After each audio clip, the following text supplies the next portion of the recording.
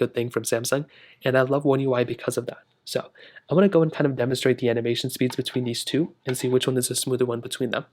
So I was originally going to do this with the Google Pixel 7. Unfortunately, that one has a 90Hz display. So these are both 120Hz displays, 7 Pro, Galaxy S22. And just kind of look at when we're opening up these applications, right?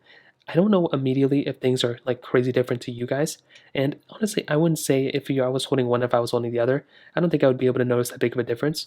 But I do kind of feel like, as I mentioned before, the Google Pixels in stock Android usually are smoother than something like on, One UI 5.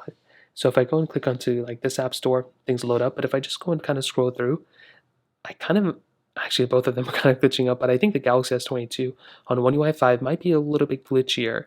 I also would probably argue that the chipset inside of this phone, the S22, is faster than the Tensor G2 chipset right now, but still smoother phone overall on something like on the Google Pixel 7 Pro on stock Android than on One UI 5. And I think that has a lot more to do with the software experience than even like the hardware, to be honest, because this phone I think is underpowered compared to this one.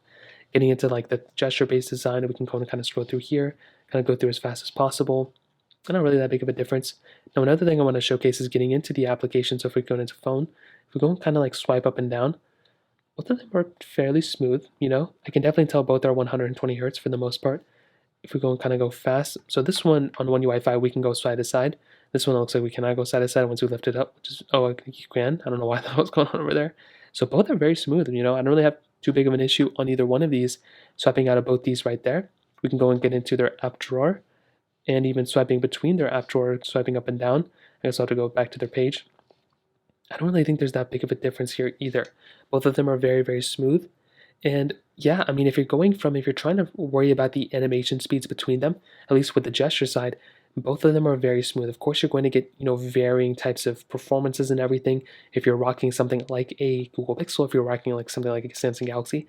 But I will say, from my experience so far, both One UI and Android, stock Android, they basically have kind of the same thing going on for the most part. So to kind of sum up this whole entire video, what I can tell you is I think stock Android, it definitely has its pros. I like